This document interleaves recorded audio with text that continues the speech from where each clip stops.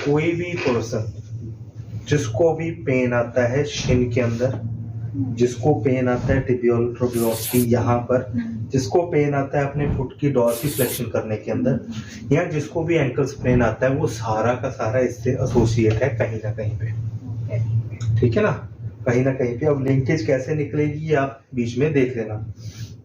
अब सबसे पहले हम बात कर लेते हैं ये कंपार्टमेंट के अंदर क्या कुछ होता है। बेसिकली मस्कुलेचर है सारा का सारा, ठीक है। अब ये कंपार्टमेंट लगभग अब मान के चलिए 9 से 10 मसल्स को कंटेन करता है, सिर्फ इतने में। और इसको दो चीजों में, दो पार्ट्स में डिवाइड किया जाता है। एक होता है एंटीरियर कंपार्टमेंट, दूसरा होता है लैटरल कंपार्टमेंट, ठीक है। इसका मीडियल कंपार्टमेंट नहीं होता। उसका एक कारण ये है कि यहाँ पे पूरी की पूरी ये आपकी शिन की बोनी होती है। उसके बाद इसका पोस्टीरियर कंपार्टमेंट आ जाता है। 3 कंपार्टमेंट के अंदर इसको डिवाइड किया जाता है। यहाँ पे आप एक चीज देखते हो, मैं आप कर सकता हूँ। यहाँ पे आप एक चीज देख सकते हो कि ये जो चीज होती है सबसे बल्कि वाला पार्ट है, ये है हमारी टिबियालिस एंटीरियर। ओके यार, तो आपको टिबियालिस एंटीरियर ढूंढनी है तो सबसे बल्की वाला पार्ट, ये शिन को आप पैल्पेट करोगे। शिन को पैल्पेट करते करते ये जो बल्की वाला पार्ट आएगा ये आपकी टिबियालिस एंटीरियर आएगी इस कंपार्टमेंट में। ओरिजिन होता है इसका टिबिया से, अपर 2/3 से, और इंसर्शन हो जाता है आपका क्यूनिफॉर्म पे, मीडियल क्यूनिफॉर्म, या फिर इसको बोले कि फर्स्ट मेटाटार्सल के बेस पे। यानी कि ये कुछ इस तरीके से जाती है, इस तरीके से ये आपके फुट के अंदर से यहाँ पे जाके अटैच हो जाती है, ठीक है। इसके बाद आती है हमारी that extensor digitorum longus. Superficial muscle की बात कर रहा हूँ। सुपरफिशियल मसल्स में ये मसल्स आती है एक्सटेंसर डिजिटोरम लॉन्गस। नाम बता रहा है उसका, एक्सटेंसर मसल है, डिजिटोरम है यानी कि डिजिट्स को कंट्रोल करती है, और लॉन्गस है, लंबी मसल है। ये स्टार्ट होती है फिबुला से। अब यहाँ से सारी कहानी शुरू होती है, देख लेना। फिबुला जो बाहर वाली हड्डी, ठीक है। तो फिबुला से ये शुरू होती है, फिबुला के अपर 1/3 से शुरू होती है। अटैच कहाँ होती है? यहाँ से आपके डिजिट्स पे। काम क्या करती है? एक्सटेंशन का। इसके बाद आती है आपकी हेलोसिस लॉन्गस, एक्सटेंसर हेलोसिस लॉन्गस। ये भी इसके साथ ही है, ये भी सुपरफिशियल मसल के अंदर आ जाती है। ये भी सुपरफिशियल मसल के अंदर आती है, और ये यहाँ से आपका जाकर हेलक्स को यानी कि ग्रेड 2 को कंट्रोल करती है, ठीक है। इसके बाद जो नेक्स्ट मसल आती है वो होती है हमारी पेरोनियस टर्शियस। पेरोनियस टर्शियस, ठीक है। अब पेरोनियस टर्शियस क्या है? छोटी सी मसल है, ठीक है। शुरू ये भी फिबुला से होती है, फिबुला के लोअर एंड से शुरू होगी ये, ठीक है। अटैच कहाँ होगी? हमारी 5th मेटाटार्सल या फिर लैटरल टार्सल्स के एंड पार्ट पे। सो अब बात करते हैं कि भाई ये मसल्स होगी पेरोनियस टर्शियस। पेरोनियस के अंदर 2 मसल और होती हैं, पेरोनियस लॉन्गस और पेरोनियस ब्रेवियस। ब्रेवियस, लॉन्गस, टर्शियस, ये तीनों मसल एक दूसरे के साथ ही अटैच्ड होती हैं, ऑलमोस्ट सिमिलर वे में आएंगी, और काम भी इनका ऑलमोस्ट सिमिलर होता है। बस एक एक्शन इनका थोड़ा सा रॉन्ग होता है, वाइस वर्सा करके। पेरोनियस लॉन्गस और पेरोनियस ब्रेवियस जो होती है, ये मसल जुड़ती है आपकी 5th मेटाटार्सल के बेस पे यानी कि नीचे, ठीक है। और इसने आना होता है आपके लैटरल मेडुला के पीछे से, ठीक है। और जो मैंने पहले बताई पेरोनियस टर्शियस, वो यहाँ से आती है और वो आगे आके जुड़ती है, ठीक है। तो 2 पीछे से होगी, एक आगे से होगी। अब ये तो होगी मसल का तामझाम कि इतना मसल्स हमारा एक मस्कुलेचर इतने से कंपार्टमेंट के अंदर होता है। अब बात करते हैं कि इस मसल्स के एक्शन क्या क्या है। सबसे पहले जो मैंने आपको मसल बताई थी वो थी टिबियालिस एंटीरियर। सबसे बड़ी मसल है, सबसे बल्कि मसल है। इसका एक्शन होता है हमारा इन्वर्जन करना फुट का। इन्वर्जन यानी कि इसको अंदर की तरफ लेकर जाना, इन्वर्जन, और डॉर्सिफ्लेक्शन करवाएगी इसकी, ठीक है, ये वाली मसल। अब एक्सटेंसर डिजिटोरम लॉन्गस का भी आपको पता है, ठीक है। एक्सटेंसर हेलोसिस लॉन्गस का भी पता है कि ये क्या करवाने वाली है। अब आते हैं हमारी दैट पेरोनियस टर्शियस, ठीक है ना। ये हमारी इवर्जन करवाएगी यानी कि बाहर की तरफ लेके जाएगी, और इसके साथ ये डॉर्सिफ्लेक्शन के अंदर हेल्प करती है, ठीक है ना। और जो दूसरी है वो भी इसके नीचे से अंडर जाके अटैच होती हैं, ठीक है ना। लेकिन अब यहाँ पे एक सिमिलैरिटी क्या आती है कि सिर्फ टिबियालिस एंटीरियर है जो टिबिया से ओरिजिनेट होती है, बाकी सारी फिबुला से अटैचमेंट होती है। बाकी सबका ओरिजिन, चाहे वो पेरोनियस है, चाहे वो हेलिक्सिस लॉन्गस है, चाहे वो आपकी दैट टिबियालिस है, फिबुलैरिस है, यानी कि अगर आपको मैंने 10-12 मसल बताई है उसमें से सिर्फ एक मसल है जो टिबिया से आ रही है, बाकी सारी फिबुला से आ रही है। अब इससे हो क्या रहा है, आपने जॉइंट नी जॉइंट को देखा है, नी जॉइंट के अंदर दो हड्डियां मेन रोल प्ले करती हैं, एक आपके टिबिया और एक आपकी फीमर, ठीक है। फिबुला जो होती है, फिबुला टिबिया के नीचे वाला पार्ट होता है जो कि एनुलर लिगामेंट के थ्रू ऊपर से वो कवर होता है एक लिगामेंट के थ्रू, ठीक है ना, और ये लैटरल मेनिपुलर पार्ट बनाता है। अब देखो, अगर तो किसी को प्रॉब्लम आती है रनिंग में या शिन स्प्लिंट होता है, या किसी को भी आप बोलो कि शिन स्प्लिंट है, अब उस केस में क्या होता है कि ये जो मसल्स हैं आपकी एक्सटेंसर्स की, अब ये एक्सटेंसर्स की मसल यहाँ से कवर होती है एक्सटेंसर रेटिकुलम की वजह से, ठीक है। और जैसे ही बार बार आप रिपीटेटिव मूवमेंट्स करोगे इसकी, ये सारी मूवमेंट्स आपकी इस हड्डी के साथ, टिबिया के साथ रगड़ खाएगी, और रगड़ खाने की वजह से यहाँ पे आपकी इन्फ्लामेशन, या कहते हैं कि पेन, या फिर कहते हैं कि स्पाज्म, या कुछ ना कुछ ये क्रिएट कर देगी। तो अगर तो किसी को शिन स्प्लिंट होता है, उसके अंदर कुछ कारण हो सकते हैं। अब वो 3 जो मसल है वो मेजर होंगी, जो सबसे लंबी मसल है वो मेजर होंगी सबसे पहले, और जो सबसे स्ट्रॉन्गेस्ट मसल है डॉर्सिफ्लेक्सर्स की, वो आपकी इसके अंदर आएगी। अब डॉर्सिफ्लेक्सर्स की मसल्स के अंदर आपकी टिबियालिस एंटीरियर थी, ठीक है, पेरोनियस टर्शियस थी, ठीक है, एक्सटेंसर्स डिजिटोरम लॉन्गस थी, ठीक है, एक्सटेंसर्स हेलिसिस लॉन्गस थी। तो यानी कि जब भी आपको शिन स्प्लिंट का पेशेंट मिलेगा, आपको ये मसल्स रिलीज करनी पड़ेगी और डीप रिलीज करनी पड़ेगी, ठीक है ना। इन मसल्स को आपने डीप रिलीज करना है। और अगर आपका शिन स्प्लिंट का पेशेंट आता है तो आप उसके अंदर एक चीज और नोटिस करोगे कि उसको मॉर्निंग के अंदर पेन होगा, कहाँ पे, एक्सटेंसर रेटिकुलम के पास, कि वो पूरी डॉर्सिफ्लेक्शन नहीं कर पाएगा, ठीक है।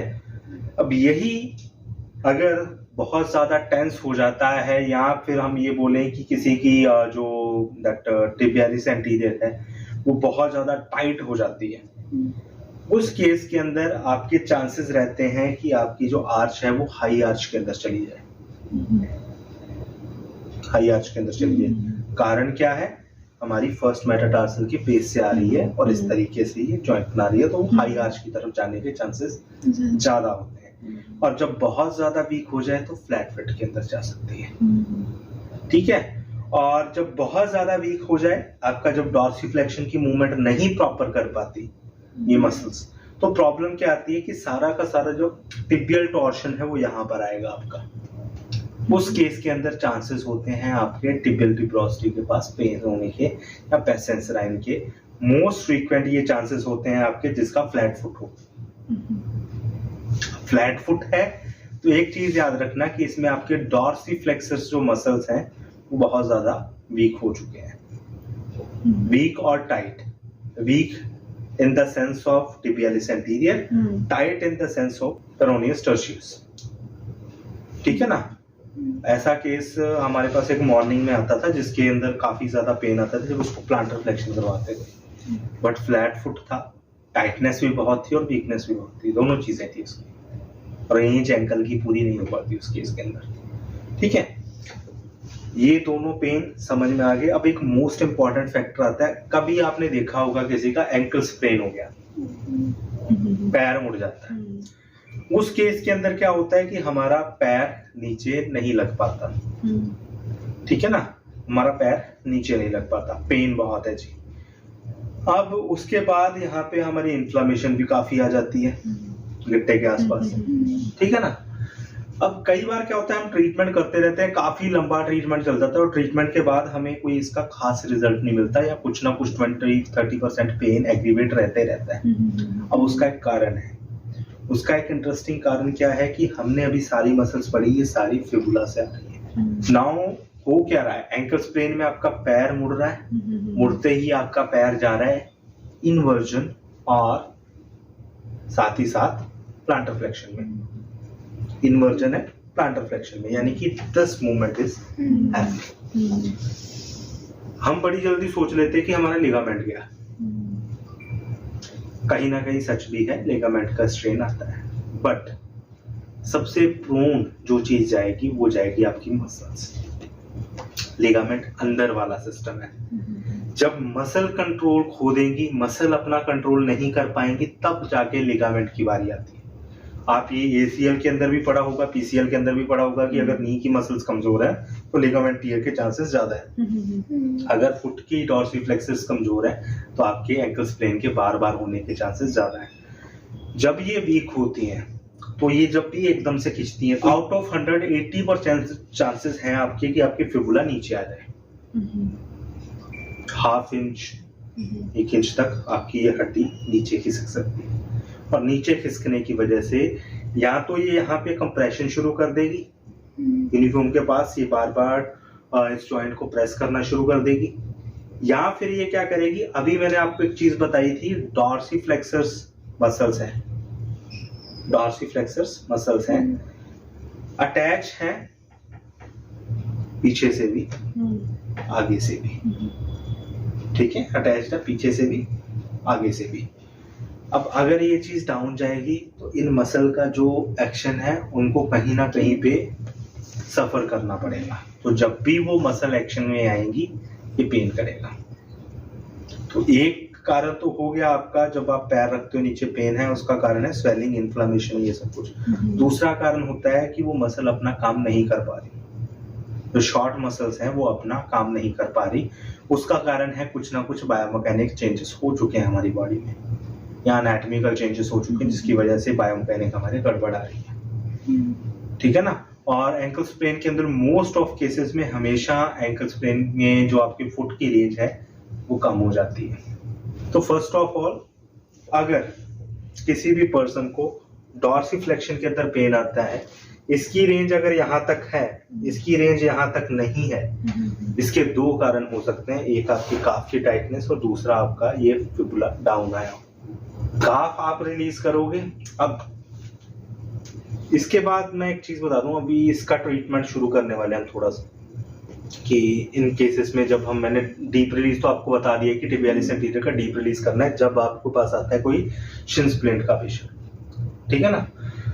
अब बात ये है कि हम असेसमेंट कैसे करते हैं, इन चीजों की असेसमेंट कैसे करते हैं और बाकी चीजों का हम ट्रीटमेंट कैसे करेंगे। अगर कोई एंकल स्प्रेन का पेशेंट हमारे पास आता है या टिबियल पेन का हमारे पास पेशेंट आता है, इनिशियली आप क्या करोगे कि उसका पेन कम हो जाए, ठीक है ना। उसके लिए क्या है, सबसे पहले आपने रेंज देखनी है, नी मुड़ा होना नहीं चाहिए, ठीक है। ये रेंज आ रही, रेंज जा रही है, लेकिन ये रेंज अभी भी कम है, ठीक है ना। अब इसको पेन हो रहा है, पहले दिन हम कोई भी मोबिलाइजेशन, मैनिपुलेशन, इस चीज को अवॉइड करेंगे। कारण क्या है, इन्फ्लामेशन है, और इस केस के अंदर अगर हम कोई भी मैनिपुलेशन या मोबिलाइजेशन करेंगे तो प्रॉब्लम हमें क्रिएट होगी, पेशेंट पेन फील करेगा, ठीक है। इसके अंदर हम क्या करेंगे, सबसे पहले तो एक हमारा एक प्रोटोकॉल होता था, राइस प्रोटोकॉल, याद है किसी को? क्या होता है? Rest, ice, compression, elevation. Rest का मतलब इसको रेस्ट दो, आइस का मतलब यानी कि वेसो कंस्ट्रक्शन आपकी स्वेलिंग को कम करेगा, और सी का मतलब कंप्रेशन यानी कि स्वेलिंग जो इन्फ्लेमेशन है उसको ड्रेन करने में हेल्प करेगा, और लास्ट क्या था, एलिवेशन, यानी कि ये चीज। ये हो गया स्टार्टिंग। आफ्टरवर्ड आपको इनका पेन कम करना है। अब पेन कहाँ आ रहा है, हमारा डॉर्सिफ्लेक्शन के अंदर।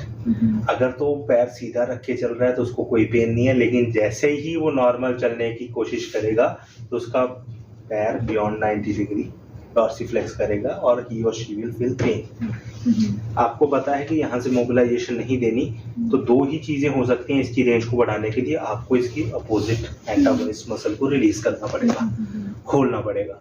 अब वो मसल कौन सी है आपकी, गैस्ट्रोनीमियस एंड सोलियस। तो एंकल स्प्रेन के केस के अंदर आप क्या करोगे, गैस्ट्रोनीमियस और सोलियस को ओपन कर दोगे, ठीक है। पहला तो सिनेरियो हो गया ये, जब इस मसल को आप खोलोगे, इसको खोलने से आपका पेन है वो काफी कम हो जाएगा। दूसरा सिनेरियो क्या बनता है, अभी मैंने बताया कि भाई ये आपका लेट फिबुला है, फिबुला यहाँ पे कंप्रेस कर रहा है बार बार, ठीक है। ये जो हमारे जॉइंट हैं, ये जॉइंट काफी ज्यादा स्टिफनेस में आ जाते हैं ड्यू टू पेन बोल दो, और ड्यू टू इन्फ्लामेशन, क्योंकि जब भी पैर मुड़ता है अकेला ये नीचे नहीं आता है, जो आपकी 5th और 4th मेटाटार्सल है इसकी रोटेशन हो जाती है। जब आपको रे सिस्टम समझाऊंगा ना कि रे सिस्टम एक्चुअल में कैसे वर्क करता है, उसके अंदर हमारी जब बायोमैकेनिक्स काम करती है तो हमारे जो टार्सल्स मेटाटार्सल्स बोन्स हैं उनकी मोशन में फ्लेक्शन एक्सटेंशन और अबडक्शन के साथ साथ थोड़ी थोड़ी रोटेशन भी होती है, जैसे टिबियल रोटेशन लॉक के लिए काम आती है वैसे, ठीक है ना।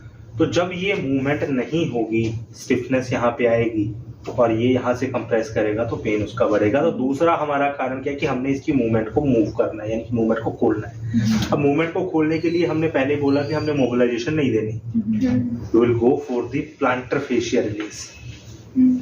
अब प्लांटर फेशिया अगर रिलीज करोगे, जब इसको रिलीज होगा तो आपकी अपने आप ये जो सिस्टम है, जो आपका बोन्स है वो ओपन अप हो जाएगी। अब ये दो चीजें होंगी। थर्ड है क्या कि अभी भी चलने में हमारे पास पेन है। वो चलने में पेन क्यों हो रहा है, क्योंकि यहाँ पे हमारी जो मसल्स खींची हैं वो चाहे पेरोनियस टर्शियस हो सकती है, टिबियालिस एंटीरियर का फाइबर हो सकता है, वेदर वो फिबुलरिस का फाइबर हो सकता है, किसी का भी हो सकता है। अब वो मसल ने काम तो करना है, चलोगे तो अब उस मसल में जैसे वो वर्क होगा तो वो आपको पेन करेंगी, तो आपको उनके अंदर स्पेस जनरेट करना है, यानी कि उस मसल के अंदर थोड़ा सा सेग्रीगेशन करना है। अब सेग्रीगेशन करने के लिए भी आप टिबियालिस को, पेरोनियस को, यानी कि इनके एंटीरियर लेटरल कंपार्टमेंट को रिलीज करोगे, डीप रिलीज। क्यों रिलीज करेंगे, ताकि ये मस्कुलेचर है थोड़ा ओपन अप हो जाए, वो जो मसल टेंशन में है इस टाइम पे उनको थोड़ा स्पेस मिल जाए मूव होने के लिए। तो बेसिकली हम क्या करते हैं, हम इनके आसपास के सराउंड के स्पेस को इंक्रीज करते हैं वाया मस्कुलेचर। तो आप इजीली अगर ये तीन चीजें भी कर लेते हो, किसी भी पेशेंट का पेन स्टार्टिंग के 3 दिन के अंदर लगभग 80 to 90% तक रिड्यूस कर सकते हो, ठीक है। बस वो किसी डिसलोकेशन या फिर आप कह लें कि दैट कोई फ्रैक्चर का केस ना हो, कितना भी बड़ा टीयर हो, कितनी भी बड़ी मस्कुलेचर का टीयर हो, चाहे वो लिगामेंट का टीयर हो, उसका पेन 70 to 80% नीचे आना पक्का है, ठीक है ना। बट इसके अंदर कुछ कॉन्ट्राडिक्टेड चीजें होती हैं, जैसे कि अगर किसी को एंकल स्प्रेन हुआ है तो ज्यादा दौड़ना नहीं है, झटके नहीं लगाने हैं, पैरों को स्पोर्ट शूज पहन के रखना है। अब स्पोर्ट शूज की हम बात करते हैं, जैसे आपने एक पहना हुआ है स्पोर्ट शूज इस तरीके का, ये नहीं, एक और आते हैं जो प्रॉपर आपकी शेप के होते हैं और यहाँ से पूरा टाई हो जाते हैं, एंकल को जो टाई करें लगभग यहाँ तक, लगभग यहाँ तक एंकल को जो टाई करें। स्पोर्ट शूज का मेन मोटिव ये नहीं होता है कि हम बोलते हैं कि स्पोर्ट शूज पहनो जी, इससे थोड़ा सा पैर स्टेबल रहेगा। हम स्पोर्ट शूज जब पहनाते हैं तो ये चीज स्टेबलाइज होनी जरूरी है, आपका टिबिया और फिबुला और इसके along with this talus and calcaneum. जब ये एक साथ आपका कंट्रोल में होगा तो आपकी मोशन कम होगी, आपका पेन कम रहेगा। दूसरा है ground reaction force, ground reaction force कम लगेगी और आपका पेन भी कम लगेगा, राइट। तो ये सारा सिस्टम है। अब रिलीज कैसे करेंगे, डीप रिलीज कैसे करेंगे इन चीजों को, ठीक है, और कौन कौन सी चीजें हम इसके अंदर और ट्राई कर सकते हैं इस पेन को कम करने के लिए, वो सारी चीजें हम कल डिस्कस करेंगे। आज के लिए कोई डाउट है किसी के पास? Any doubt? कोई भी कंडीशन का अगर मैं टिबियल जैसे टिबियल ट्यूबरोसिटी का पेन वगैरह या एंकल से टिबियल ट्यूबरोसिटी अपर पार्ट आ जाता है तो उसके अंदर कुछ फैक्टर आपके नी के अप का भी जाएगा। पेटोलोफेमोरल सिंड्रोम के अंदर भी ये प्रॉब्लम हो सकती है, वेदर पेसेंसराइनस का सिंड्रोम हो उसके अंदर भी ये प्रॉब्लम हो सकती है, किसी का आईटी बैंड टाइट हो उसके अंदर भी हो सकती है, वहाँ फॉर श्योर नहीं है। लेकिन अगर हम एंकल की बात करें अगर यहाँ पे बहुत ज्यादा पेन है और आप ऊपर वाली मसल्स रिलीज करके देख चुके हो और आपको रिजल्ट नहीं मिल रहे हैं, you can go for downward, क्योंकि वो इम्बैलेंस के कारण भी ऐसा होता है, राइट। सो बाकी डिस्कस कर